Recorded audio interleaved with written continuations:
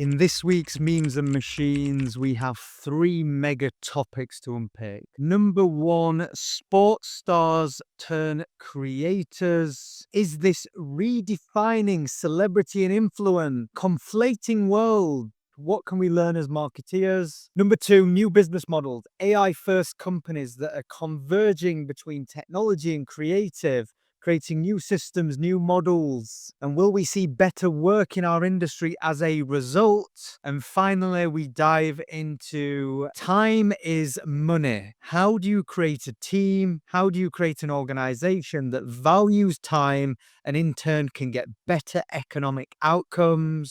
Sit back, grab a cold beverage from the fridge and relax, because you're now locked into the sounds of memes and machines.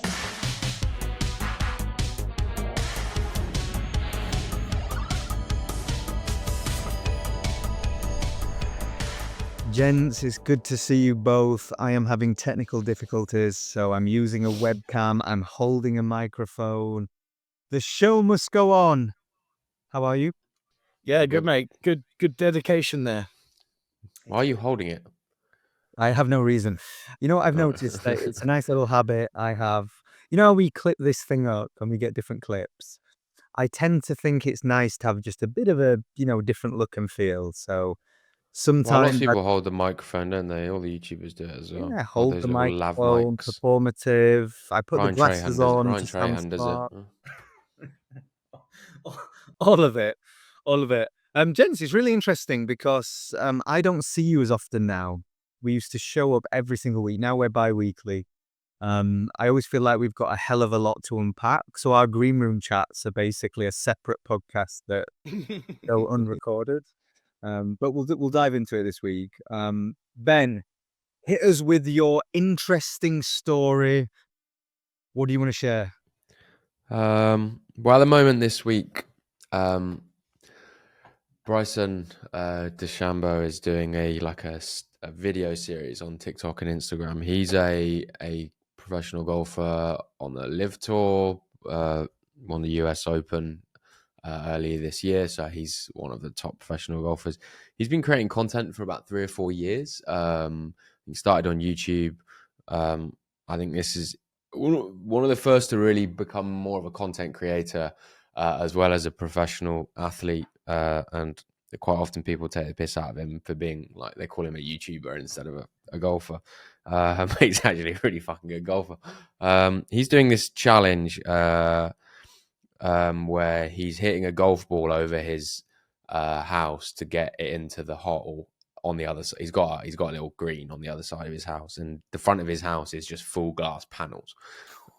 So he's introduced it as, this is day one of me trying to get a hole in one over my house.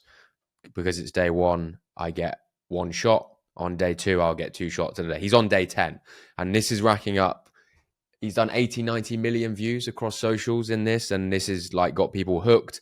I've seen people recreating his videos. So people have started also trying to whack balls over their house, which is quite hilarious because they're obviously not as good as him. And yeah, it's doing numbers for him, and people love the series. It goes back to this sort of like, oh, you should create a series. You know, lots of people talk about bang on about series. Like, this is kind of like almost like a cliffhanger series. It's got that sort of high stakes because he's hitting golf balls over his glass house. People will argue and say, well, he's a professional golfer. He's never going to like chalk one and smash the glass. But it would be funny if he deliberately did it. I actually left a comment. He won't see it, but I would love for him when he does it to just absolutely nail one into his house. I think he needs to give the people what they want. We want to see him smash one of those windows. But it kind of then got me thinking, in parallel to this, you know, Ronaldo has just done a podcast with Mr. Beast, 2 of the biggest influencers or social media presences on the planet. I mean, Ronaldo is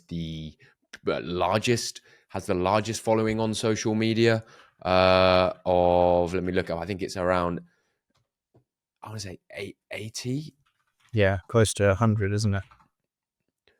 I think it's Ronaldo. No, it's not 80. Sorry, he hit 80 million or so on YouTube in a day or so. You know, he's nearly on 1 billion. I think he's on 1 billion. I saw the clip of Mr. Beast asking him, saying, "How does it feel to nearly be at 1 billion social media followers. And then leading on from that, kind of, I've seen a few posts on LinkedIn as well recently this week, kind of talking around the idea of like athletes becoming more content creators. Like, and I guess it goes back to looking at, well, traditionally the celebrities of the world have been athletes, movie stars, people on TV, singers, actresses, actors, etc. Now the biggest people, influencers are just normal people coming from nothing. And I think now then we're shifting to this model where actually athletes are now realizing they should also be content creators. Sidemen have just sold out Wembley 90,000 for their charity football match on a Monday, which is pretty fucking insane. People questioning whether they would sell that out, and they did. And so it's like this interesting dynamic of now athletes realizing that them just being athletes isn't really enough to cut it in the world of influence anymore. And actually they have everything that they need to go viral, and they have money, fame, they already have the lifestyle people want, they have everything they need to be successful creators. They just need the time and the team to help them do it. I've got a question for you, Ben. Do you think people like Jake Paul, who've done the opposite, help these athletes realize the possibility? Because he's gone from influencer to boxer. So Yes, like, I do. his fights get like so much more attention than regular professional. Well, of course, we can mention also then throw in. I forgot the fight with Mike Tyson. Yeah. Last Friday. I honestly hate that. So did I. Everybody hates it because it's just. It was sad to see, honestly. It's just fucking unnecessary. It's purely for money, and that's it. It's ruining boxing sport a little bit. But again, it's now like this Jake Paul essentially, and a nobody, not just a content creator that's grown into success alongside his brother Logan, and now they're both dabbling in sport, professional, quote unquote professional sport. Logan does wrestling as well. She's actually quite good at it. WWE, it's good. And now they're becoming sports stars. Now we're seeing it's wild, isn't it? Sports stars now becoming content creators with Ronaldo and Bryson and stuff, and now there's super weird dynamic. The biggest one I saw do it was Conor McGregor in the UFC. He really stood out as separate to his fighting ability. It was his talking ability and his banter ability, and that got made into viral clips, and then that made him a lot more famous. And then now he's, sailing around the world with $1 billion yacht because he started a whiskey brand, which was actually bigger than all of his fight sales. And, all of that comes off the back of becoming a content creator over a fighter, and many people say he lost his passion for it when he literally got the billionaire status, because why do you want to step in the ring and get mauled by someone that's hungry for this, that doesn't have that money when you already have that money? And he came from the documentary on Netflix about him is amazing. He was just a plumber. He was from a council house and very, very much from nowhere. And he was hell-bent on becoming the world champion. And then he became a billionaire, and then he stopped, caring so much about the sport. But who cares? He made it to the pinnacle, I guess some people would say. It's just an interesting, how it influences each time. I just building on that, and I almost feel weird about harboring about. I used to love Conor, and obviously this week, he's been in court and convicted in a grievous crime. So you go. It's a very interesting scenario, but I'll zoom out again, because I think you raised some really interesting points, Ben. I wrote down when you said, you've got sports stars, you've got this Bryson who's getting mocked for being a content creator, and it's similar to what Jake Paul did. It's used as a slur. It's like to discredit someone. And there's always been this baggage with influencers and creators that they don't deserve it. There's a bit of a resentment. We once did a campaign, and we knew that the world typically hates the idea of influencers, and traditional influencers being, you could go onto Instagram and post pictures and you have millions of people admiring you at your fingertips, but there's no real connection there. But what I think's like happened is this emergence of like this redefining of celebrity. And you see this we saw this really in the American election, where you go, the Democratic Party were backed by traditional A-list celebrities, and maybe their voices, as famous and as far-reaching as those voices are, they're not as impactful. They don't have the influence to shift behaviors and convince people of a message. Conversely, on the other side, you've got podcasters that really back the Republican Party, conservative voices, for example. And these podcasters have deep connection with an audience every single week. They're doing podcasting. Many of them are live streamers. And if you think of that, live streamers, the Kai Sense of the world, the Aidan Rosses, these like young guys that just go on and like do stuff and co-create with their audience, they're deeply connected. And you see it, they travel around the world, and there's just hysteria that you don't typically get with the archetype of celebrity. So I think what you're describing is this, like, in one part, this shifting of the guard of like status hierarchy in the world. And then the second thing you're describing is how right at the top of that value creation wheel is content creation and like being at the center of attention. And that today is arguably like true influence. And I think it changes a lot of things, from like trust in traditional formats, in media, who we value as celebrities, who we don't, who can make the most money, who's best placed to turn their attention into products and services. Like, a lot of stuff off the back of everything you're describing changes. So yeah, I think it's a fascinating topic, and it doesn't end just with sports stars. It goes across the full spectrum, our world, entrepreneurship, everything. Everything now is like, the gold standard is turn my profession and what I do into a sort of content format. And it is, it's fascinating to see this happening in real time. Well, it's all directed because the internet, the internet has basically allowed all of this to happen, because the internet and the algorithms that we all are enslaved to every day, there's no nice way to put it, like, they dictate what we see and the trends and everything we think, and they change us, fundamentally. And we all have to show up daily in order to be relevant. It doesn't matter if you're an A-list celebrity or a musician or the president, like, virality is virality for anyone. So yeah, like, sports stars or not, if you want to make money through the internet and reach fans directly, then you have to have a daily content presence, probably, in order to do that. Have you heard of Chamath? So he's a early Facebook engineer, famous investor. He's on the All In podcast, billionaire. He talks about the kind of next frontier that is already with us of value creation. And what he basically said is, if you think of the internet laid the fabric to have the titans of tech. That's the Googles of the world, etc., etc. That laid the sort of the value creation layer on the internet. Then you had mobile, and then you had this next wave, the Airbnbs, the Ubers, the applications. And he said, by default, the next logical step is atomizing that.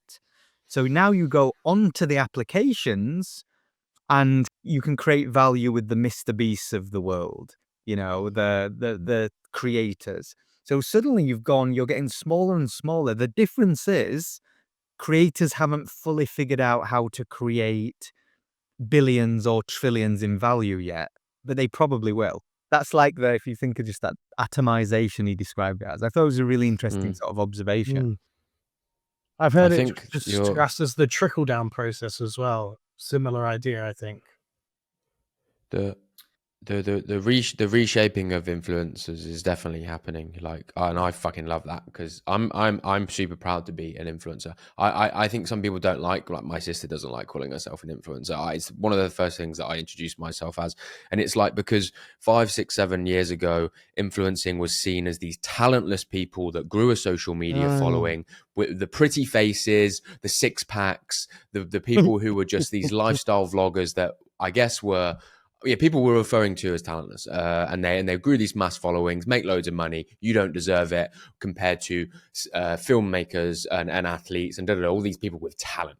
And now it's like we are shifting to the merge of both talentless influencers and like celebrities and etc. And now like the influencing is being redefined as not frowned upon anymore. Like and I don't and the celebrities and the athletes are realizing that they need to be influencers, and that means creating content.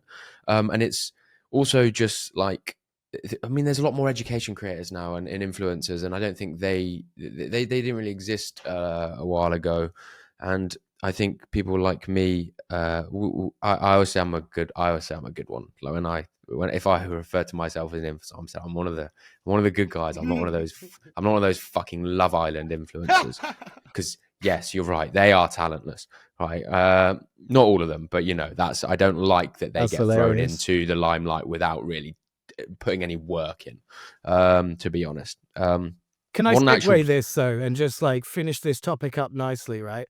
Some of my favorite athletes I don't know anything about, and I'd love to know more about them. They seem like amazing people for the small amount of time you see them on the screen doing their profession, but then they have totally different personalities. Like, yeah, it's so amazing when someone that you go, oh, wow, that's the world's best cricketer or badminton player or whatever it yeah, is. And then it turns out they're actually awesomely, interesting and have this great advice that you'd never have heard without YouTube. yeah, Because the demand is to make a YouTube so that they can be separate to the big things that they are part of, like the Olympic Games or whatever it is. Like, and that's fascinating. But I want more of that. I want, like you said, less of the influencers that are the Love Island people, more of the like athletes turned influencers. I'm keen for that. So Real talent. it's what you're describing there is why the UFC in part has become the fastest growing sport in the Oh, world and has totally. dominance in combat compared with boxing, which is Totally. now emulating. They told the stories of the fighters and you got a lens into their Oh, it world is. and how they did, whereas boxing was guarded. The one thing I will disagree with as a boxing fan, there was something about the allure and mystique of these Mm. figures of yesteryear that you didn't know enough about. You saw these little mm, glimpses and, when you're in the fight business particularly, there was something great about it. You didn't know if they're from the mean streets of Brooklyn, Mm. the Tyson from I miss Bed-Stuy. the allure as well, actually, but the rabbit's out of the hat now. There's no way around it. Like, if you want to stay relevant after your Oh, career, yeah, you it's better make unavoidable. content, like, my favorite thing actually, this is something I forgot. A lot of the famous sports people become journalists and then become pundits. Like Alan Shearer is my favorite commentator on the BBC Football. And he was the best player ever for Newcastle, my team. And now he's the best commentator probably on Well, the you're BBC. biased as hell and you're a boomer. No, but I'm saying this is a great trajectory for sports stars because their careers get cut short due to mm. injuries and things like this, So having like this content Oh, angle, yeah, which 100%. journalism is the same thing as being a content creator, is You turning see up it every day across and presenting. You see it across boxing, MMA. A lot of them all have podcasts after, and they have a Totally, yeah. successful career. And again, it's like a great thing, more outlets. I think it's a wonderful thing where we're not gatekept by 3 channels or like ESPN 100%. and Sky Sports. There's just a And not all your handful. money's coming from one place. Sugar Sean O'Malley, he probably gets more through his YouTube podcast than he does through his UFC fights. And he's like, Probably. he's like a champion, which is Yeah, insane. probably. Which is actually a good segue to what I think, Chris, if my memory serves me correctly, Oh, yeah. your topic of the week hit us. Yeah, so really good friend of mine who I've been working on with several, AI projects called Dave Clark. He was previously at a like AI collective called Secret Level, and he's gone away and launched his own thing with 2 other new amazing business partners, and they've called it Promise Studios, and it's the first of its kind. It's really like the AI generated content future. And they're going to be doing all types of projects from filmmaking to music video creation and things like this. Dave was just responsible for the latest Coca-Cola ad, so he's got advertising background. They've got any creative brief that any brand is willing to spend AI money with. These guys are going to be a really good place to do it. Hopefully, we'll do some collaborations with this team in the future as well. But it's just awesome to see, honestly, this new business model in the agency frontier. And these are like hybrid creatives. Some are from like an advertising background, branding background, social media background, filmmaking background. They've all come together with AI underpinning them and being what they want to produce more of in the future. So Promise Studio is something to look out for. And I just wanted to bring it up as a topic to you guys because we've talked about business models when it comes to AI platforms like open source ones and, what we think will thrive in the future. I think this sort of business model is what's going to work well in the creative future. Um, it's hard to know because it's literally just launched. And I don't even think they've done a single project under this banner yet. But knowing the guys that are behind it, I feel like they'll definitely have the trajectory.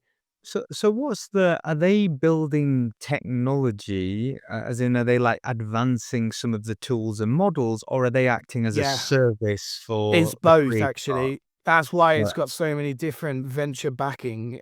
People that are technology backers, people that are business backers, they're backing them because of the name, and filmmakers, Ridley Scott's involved, serious people are involved in stuff like this. So it's really cool to see because they have launched on the idea that they will advance AI technology by building bespoke filmmaking tools that only they will have access to. But they've also said we're an entire studio of people using traditional tools as well.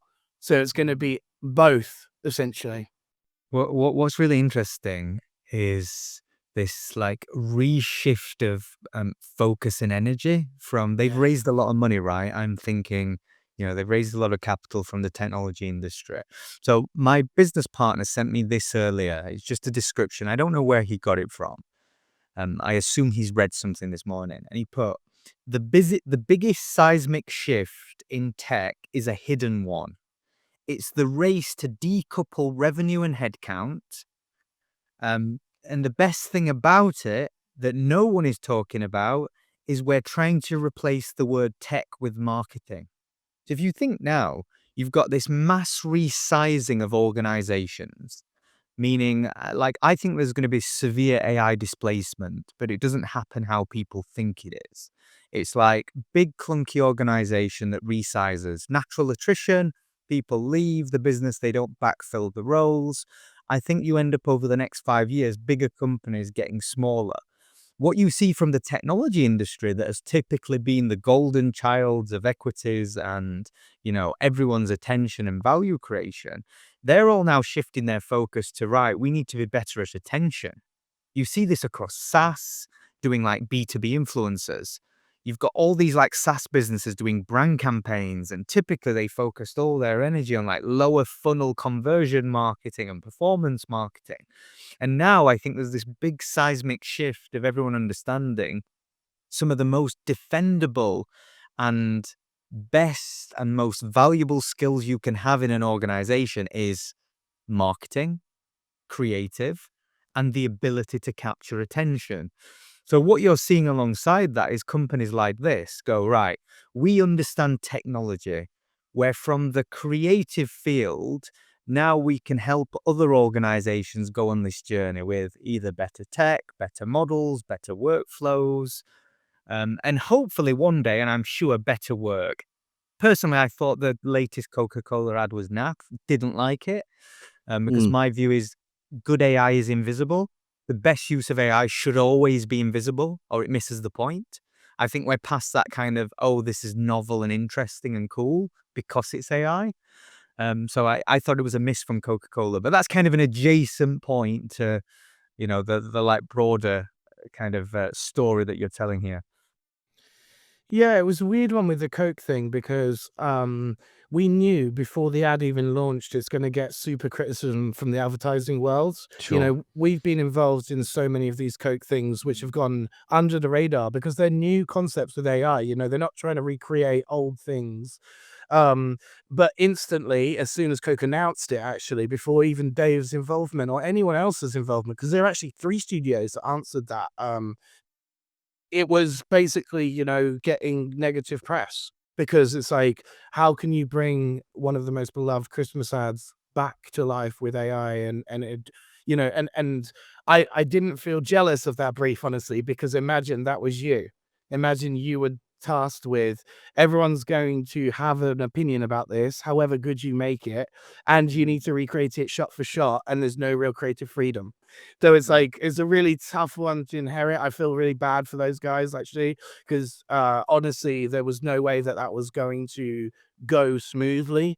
But yeah, it's just one of those things, like Coke has put so much money into transforming their business through AI, through all business principles, marketing, like you said, mate. It really is. They've put hundreds of millions into this. And So and you this know, advert's not going to stop them, going ahead with their no, transformation. It's just a blip in the road, essentially. but their R&D efforts are very applaudable, and that's why they have been at the The top of best their I've game ever for seen in my whole career. I've been so staggered by their digital transformation. It's yeah. been They've actually insane. Well, you don't be 100-plus-year-old company at the top of your game and dominate the world in the way that you Yeah. have without knowing a thing or two about A, business, and B, shifting through times. What I think is particularly interesting. I'm not a massive fan of I'm a fan of experimentation. I don't think they've really cracked the kind of consumer-facing use of generative AI through their Mm. advertising. I don't think it's been that useful. It's kind of got Mhm. headlines, semi-interesting, but if you zoom out, I don't think it has any real impact on the brand. But philosophically, I admire it, and I'd imagine. And again, Mhm. I'm not within the walls. I'm not involved, so I don't know. But they are a content machine, meaning like the number of assets that they have to have across their portfolio of, restaurants, distributors, digital presence, programmatic across every corner of the world. I imagine AI has been incredible at creating efficiencies Mm. throughout their entire production process. Actually, you've nailed it because they have a bigger brand presence than any other brand in the entire history of brands. Yes. Literally, they are the number one of all time in every single country. The only two countries that don't know about Coke are North Korea and somewhere else like North Korea, that's got a They are military missing out. North dictatorship. Korea, if you're listening, if we can Yeah, break yeah. our way through the regime and wouldn't it be great if there was some like underground cult of memes and machines fans in North Korea? No, thanks. Why? I'd rather skip that one. Why did they try to recreate a Christmas ad that is loved by everybody rather than intentionally creating A something new very one, different? yeah. I Yeah, I wondered don't that understand too. that. I don't I understand wondered that that too, mate. decision there. I think you would still get backlash, but Mm. it wouldn't be the same because it's not them recreating something that I guess people have loved traditionally. That's why I didn't understand Well, it's a why little they bit of a made that segue, decision. but have you guys seen the O2 AI person that's there to waste scammers' time? I saw. I didn't. I have seen that. Yeah. Is What's the really story? good. What's the So the story? story is O2, the phone network. Yeah. They basically created an AI old person, The old person. Yeah. Yeah. I seen yeah, this. to Yeah. like waste scammers' time. So they like ring up, call centers that are trying to Oh, scam people, and they pretend they're an old lady, like trying to find their bank details and stuff like that. And it's an AI on steroids. Calls thousands of these call centers all at once. Now I saw that story and I thought great. that is bloody brilliant because everybody who is an O2 customer hates scammers. Yeah. So Yeah. what can AI be most useful for? To waste those guys' time, like literally hit the mark on how to use AI with your brand in order to help your customers. Now, just to what you said, Ben, like if Coke had gone, we're going to make a new AI ad with AI to make it special in every language and do all of these other things so that you get a personalized version of it, that could really be beneficial to everybody, whereas recreating an old ad was gonna burn a few bridges regardless of, how good it was. I So that's think why I felt so sorry for the people making it. you see this across all emerging tech is just because you can doesn't mean you should. Exactly, Like, yeah. That's a what great they've done here expression. is that Ben just raised the most obvious question in the room that you would have hoped someone at a senior level making those decisions went, why are we doing this? Like Yeah. the Well, like, they must have had that discussion. Yeah, it was I would have planned just for a run while, I imagine. I would have run a parallel ad that was just like completely obviously branded differently in terms of a Christmas ad, right? And just keep the traditional one there, and so that Well, I people knew why don't this one was going to complain. bust some balls because it was the first one that was actually on TV. And Sure. the interesting thing about it is that the public absolutely loves it. It's the highest competing ad Coke has ever made, according to System One, which is like a marketing analysis tool. If you were the public and you weren't told this was AI generated, you had no idea and you loved it. You got brand Yeah. recognition within 15 seconds. You got a warm feeling from it. You got no weirdness from it. It's It's I all thought people that are aware that it's AI generated, that people don't I like it, thought I actually, saw it which was is like really a 5 interesting. I thought it was a 5.1 rating out of 10. Like it was No, I go and read on the drums, I read System One. He Yeah, said, yeah, I I read was so wrong about it. It was the highest, performing ad that they've ever analyzed, he said, or something like that. Well, you think it is just a bit of an echo chamber at the moment because everyone's shitting on it, and actually it's giving the Mate, false 100%. impression that the wider public and the testing actually Because is like think of people. us three. Inside each of our networks are advertising experts that have got their tails up about this, and that's the echo chamber of content that we're all receiving. Now, if you're just a public user that doesn't even have social media, you've just seen a TV ad with Coke on it, you have no ill will towards it, you actually kind of liked it.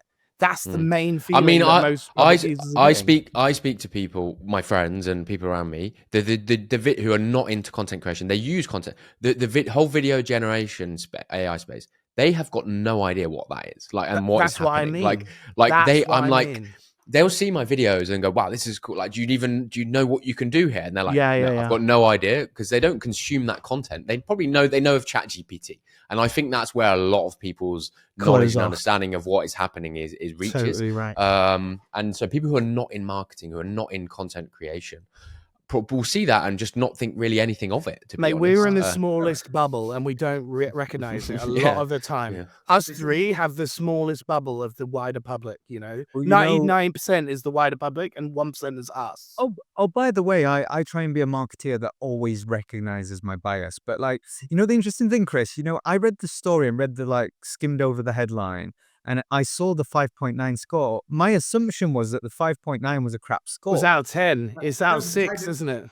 Yeah, it's out of 6. So Yeah, it's literally out of 6. It's out of 6. What sort of dumb scale I is that? know, to be honest, I thought that Who same puts a thing. scale out of 6? I gave it a thought that perfect same score. thing. Perfect score. And there's me going, guys, bang average. Yeah, fair. That's hilarious, mate. That's a story in itself. Skim reading actual headlines can get you exactly that type of thing. Or why have a scoring system that defies convention? It's either Yeah. an out of 5 or an out of 10. You can't That have an is out a of silly 6. scoring system. 6 So is that's a such scoring a... system. Because I assume, But if you hear that out of 10, it sounds terrible, doesn't it? 6 out of 10 is bang Well, average. I went, like- it probably deserved it. I go, my view on it, if I took my just general populist hat on, I didn't care. I went, oh, it's a remake of an ad that I never really cared for anyway. I'm not big on Yeah. Christmas.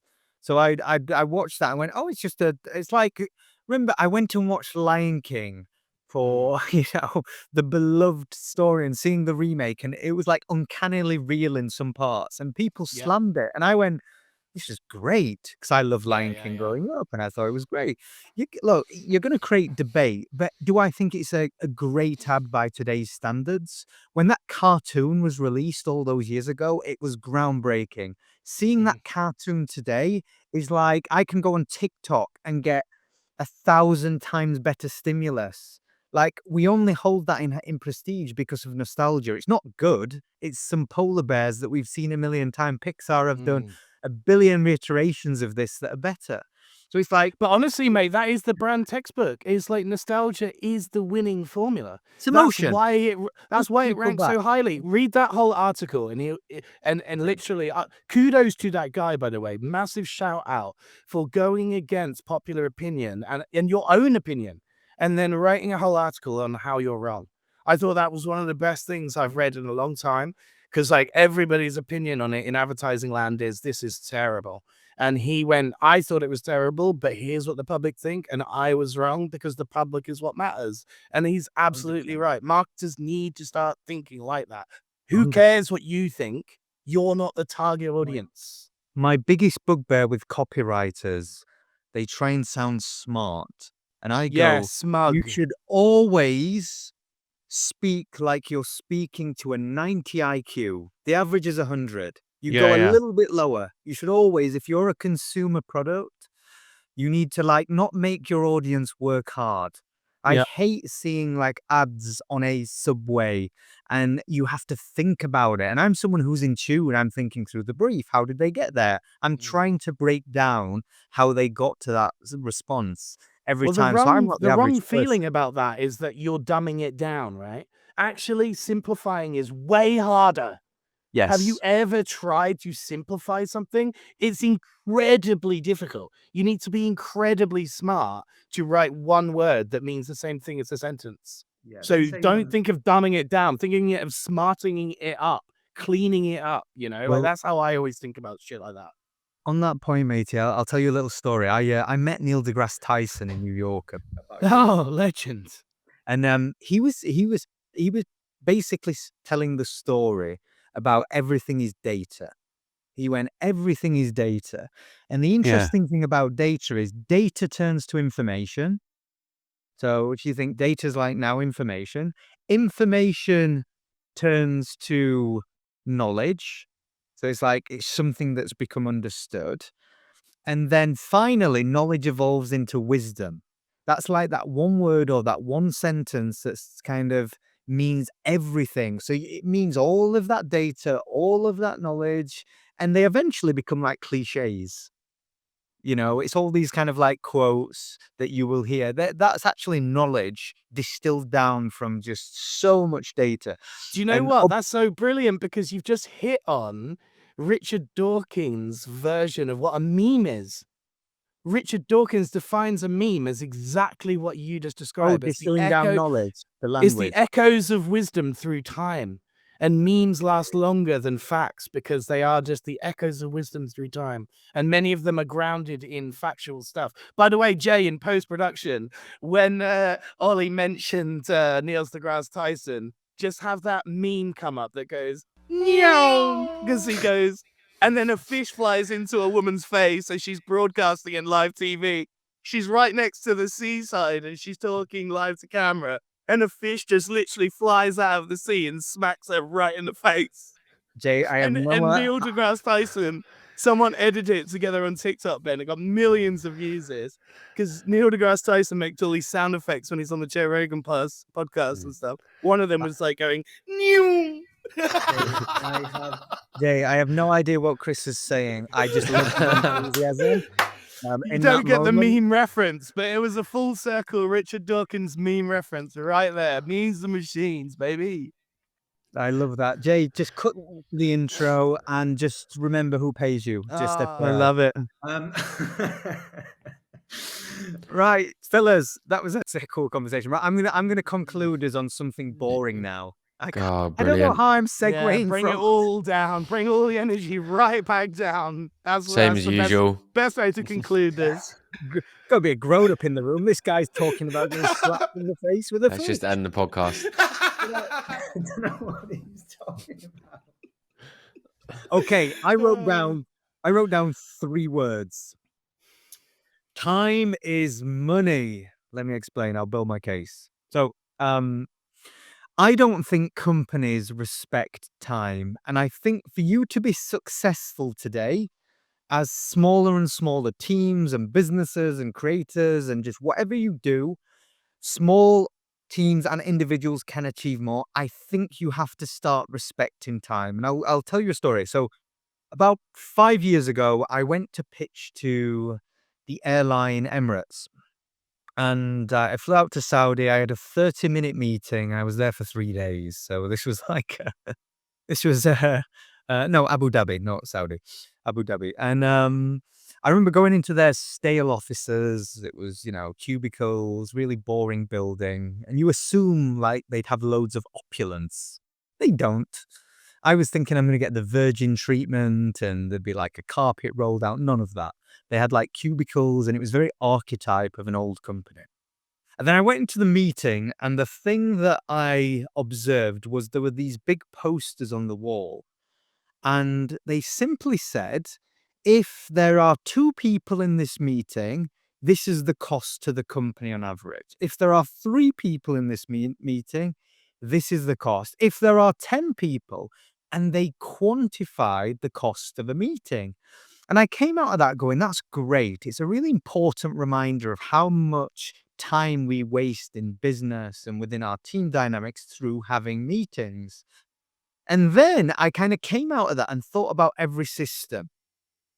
If I wanted in my, I go back a couple of companies when I worked in corporate companies, it was such a pain for me to expense a parking ticket. Take me about 45 minutes to go through this old system to expense a parking ticket. Yet, if I wanted to organize a meeting with 10 people in it for an hour and a half, that was super easy. And you just go, one of those things costs the business £2.50. And yet they spend an hour of my time creating friction. The other costs the business £5,000, and we don't even think about it. And I thought about this a lot, and I'm thinking more and more because I've launched a new venture and we're really building new companies from the ground up. So how we spend our time is so critical. I'm trying not to be romantic about all the things I thought I knew about marketing companies and really doing first principle company building of does this really require us to hire someone, or can we build a workflow to do this for us? Are we spending too much time doing things because it's the thing we've always done, as opposed to, the thing we could do today, knowing all the tools, all the technology, all the things that are available to us? And then yesterday or the day before, the Jaguar debate, I saw a case study, and I need to give this company their flowers. They're a Brooklyn design agency called BetterAI.ai and BTTR. And basically, they had recreated the heavily contested Jaguar rebrand. And they've done an AI case study, and they talked about a methodology and how they would have approached doing the logo and the concept car and how they would have approached the reveal, etc., etc. And they did all of this within a day. And you look at that, and without too much thought, I go, yeah, that's way better. Personally, I go, what they did was way better, and they did it in a day. I guarantee Jaguar spent probably millions and months upon months to get to where they did to reveal their new concept cars and their EV and their, vehicles. And this isn't really about the Jaguar debate, but it's more about now with AI, we really do have to rewrite all our own rule books. Everything we thought we had to do, we no longer have to do as marketeers. And I think that's bloody interesting. I rest my case. Yeah, I got some thoughts on this. Maybe slight tangent, but I'm looking at it from my perspective as myself, as just like a one solopreneur or running my business, and I'm looking at it how do I maximize my time on things that are going to bring the biggest reward, and can this be implemented in a business that's built from the ground up in the new way that you're thinking? So every employee also has this way of thinking, and I say you can be done in many different ways, but I say upskill, automate, or outsource. So is this something that is worth my time upskilling in because it brings incredible value back to the business?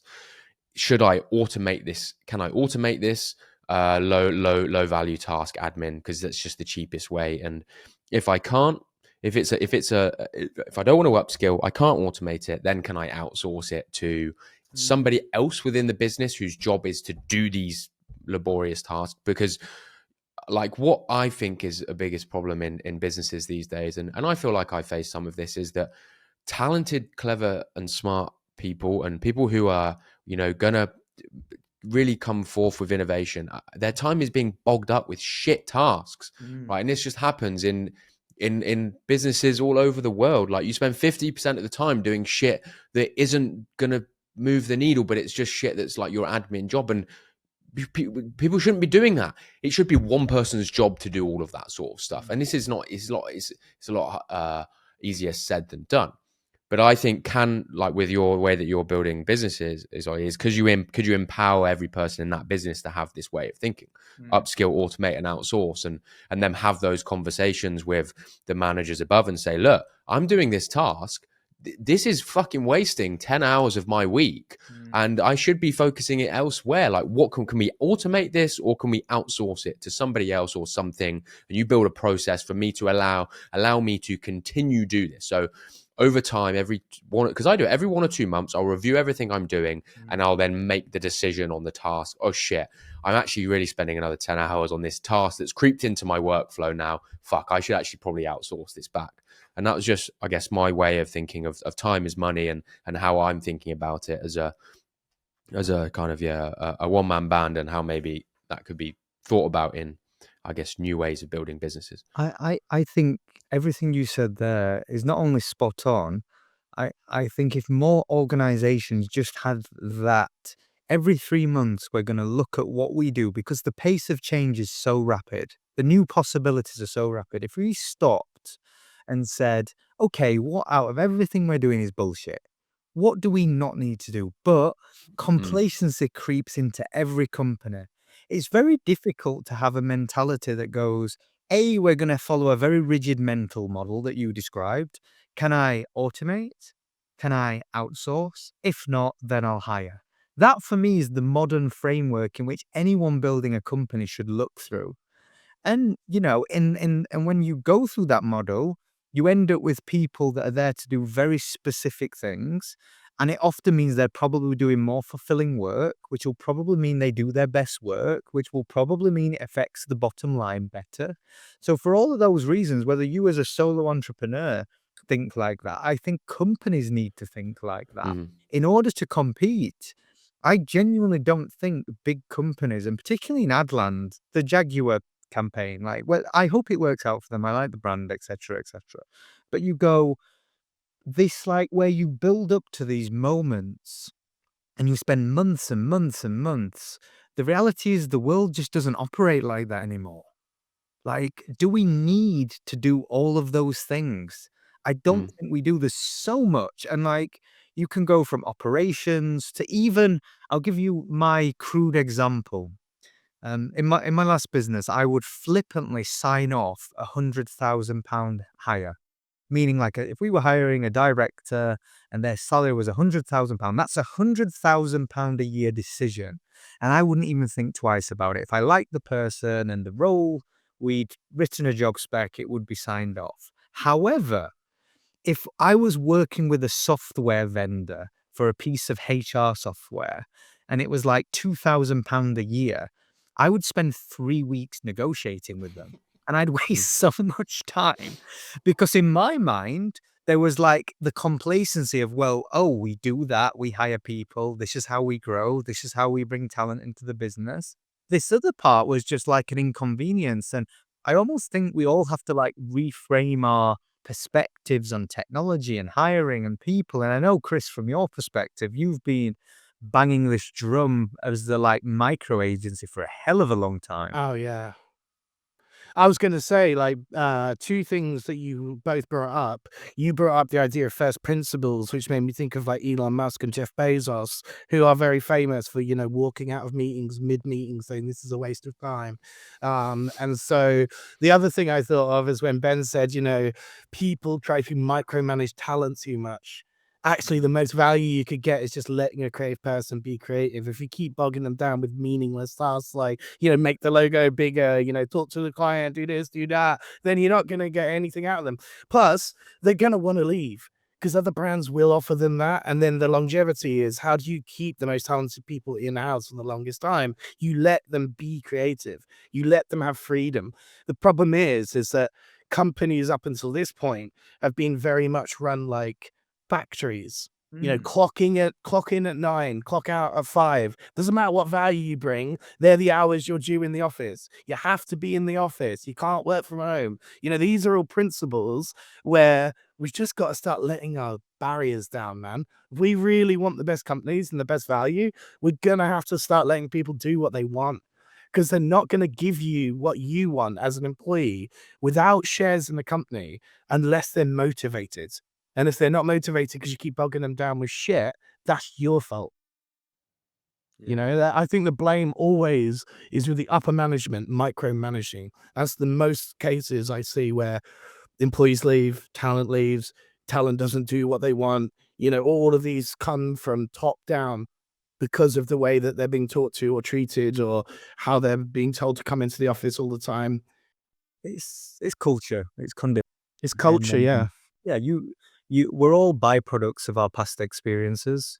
So if Totally. upper management have spent 20 years behaving in a certain way, it takes an extreme humility to be able to go, you know what, maybe we can do things differently. Or either humility or an obsession over, you know, the value of that, right? Just because something is like intentional, and you could argue maybe the motives are like, we want to make our teams make the company more money. There's nothing wrong with that. But the route to do that might be, oh, we're going to give everybody full autonomy. We're going to let people decide. We're going to hold people to high standards, but we're going to allow them to fail if they fail on their own. So there's a lesson to be learned. It requires a much more nuanced way of viewing business and team building than, like you say, industry allows for, or what we traditionally considered what work was, you know? I'll tell our stories together, and I won't mention my friend's name because I don't, you know, we reach a fair amount of people now, and I don't want him to get any backlash for this. But let's just say that he's a freelance creative. Now, I talked about how the agency model's kind of broken, and, you know, how this new model's coming in, and you're talking about time and creative and micromanagement. Now, get this situation, right? An agency was pitching to a big brand and drafted my mate in, who's a freelance creative, in order to help them win the pitch. They won the pitch, and they paid for his services up front in order to guarantee they win the pitch. He's not been drafted onto the client campaign. So now the brand thinks, oh, that really good creative that did that creative work is going to be doing our campaign for us. Nope. They've gone and used a 19-year-old junior account manager who's got zero skills and wasn't involved in the pitch whatsoever. And that is why talent will leave, brands will get frustrated, and the agency model is traditionally broken, because that's what happens in most agencies. They have junior account managers straight out of marketing, you know, degrees with very little brand experience, taking big brand work away from the most talented people because the agency wants to make more money. It's unfortunate, but that's just You how just they pay operate. me. That's what I said. I'll probably charge fucking 15% of what they're charging, and I'll come and throw 100 ideas at the wall. Mr. Hollywood over here. Imagine if you were that brand, Ben. I saw Imagine. Ben on a podcast. If anyone's listening, sign me up. You'd be livid. I'd be livid. Ben I just signed a long-term agreement, and I thought I was charging getting 60 grand an hour now. This guy, Mr. No, Hollywood. I'm not. Mr. Hollywood. You know what? Ben's got a really good point, because with I am Ben, Mr. Hollywood. you get what you see. Ben is Ben, and nobody else represents This- Ben. do So you know what? This online is- Ben do- is real Ben, not the agency fake thing. This is a great point, Chris, because I have this thought in my head. It's the reason why being a content creator and an influencer in my position is so great, and especially on LinkedIn. My social proof is there for everybody to fucking Exactly. see. I am not cherry picking results. I am not cherry picking. Oh, I grew this client. Yeah, but what about all the clients that you didn't grow? Yeah. You don't talk about those, because what percentage does that make up of your work? You tell me that, right? Whereas that's where I'm like, look, you go onto my page, you can see my bad videos, you can see my best videos. You know, I don't always get it right. Sometimes I get it wrong. Sometimes I don't know what I'm doing and I make the wrong decision. Yeah, but it's all there to see. I've got nothing to hide behind. But over the long term, you can see I'm up. You can see I'm having more success than I am losing. Right? No, And I think a because lot it of people ties it in hide with your behind story. that. That's Yeah. all three tied in, because you're talking about the evolving influencer. You know, Yeah. the traditional influencer, and this is why so many young girls got so badly out of Instagram, is only show your good side. You know, Yeah, make yeah. it look like you've got some superficially happy life constantly, whereas actually behind the scenes, you're miserable and wanting to kill yourself. That's the thing that I always had as an issue with social media, was only showing the good sides, so that mental health of teenagers got disrupted because they thought that these people have like better lives, like unhumanly good lives is what influencers used to portray. That's nothing new. That's like pick up a magazine, watch Hollywood. Like But we're the moving reality, away from that, Ollie, is what I'm Oh, saying. yeah, It's yeah, like no, no, now people truly want raw authenticity. So the bad side, you know, the mental health breakdowns, they need to all be broadcast the same way the good shit did. Because these are real people with real stories. You know, people are sick of just seeing oh, oh, I look, do great every day. That is everyone done. rejection of perfection. I did a keynote 7 years Yeah, ago yeah. today, and I put up That's influencers a on great way to put stage it. and just said the world rejects perfection. And I Yeah. showed a person like with a perfect morning. They set up their their makeup was done. They were sat in bed, and I said, "This is not what this was 7 years ago, by the way." So I'm like, "You fast tracked to today, and that's just accelerated." It was just to go back to one point you made, Ben. The case study thing is one of the falsehoods. But I've got two theories Can't about the stand ad it. industry. You know, when anyone asks me for a case study, I always go, it's the most pointless ask. It's like you Yeah. saying to Of me, course give it me a is. review. Give me a review or a referral review. It's like Totally. referrals, case studies. Of course, I am going to cherry pick my Yeah, Yeah, it's friend, yeah. cherry pick taker every person, time. the one outlier result. So it doesn't work. It's fake. It's the same reason of having the big logo on a website isn't validation, because you might have been like the freelancer or you did one tiny part of a project and now Yeah. you can say you work with this person. So there's so many falsehoods. I think the same for rate cards as well. Like, this is a dirty secret in the industry. When people go, we'll give you a 10% off a rate card, people Yeah, make yeah. their rate cards up week by week. Like, people have a rate card and they'll scope it and they say to you, it's going to take me 5 days to do this project. Maybe it takes them 2, maybe it takes them 7.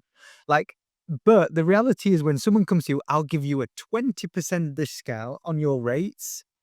You're predicating that A, they're giving you the right time allocation, and B, they're not just making up rates. So it's like, I just think we should all move towards some real sort of candid conversations. Anyway, I don't want to end this thing on a Well, big, I think but I just want to add one last thing in because it's parallel to what I'm doing, and brands and agencies I think could follow this. Is that I know brands have already been doing this. Is that I'm starting a weekly vlog, and that's primarily to just show what's real, what's raw, show insights and depth of knowledge, so that people trust me more. And I just think a way that brands and agencies could do this is to just show what happens behind the scenes. And this has been happening for a few years now, but particularly in the agency space, I want to know your processes. I want to know everything about how you run your business. I want you to be transparent.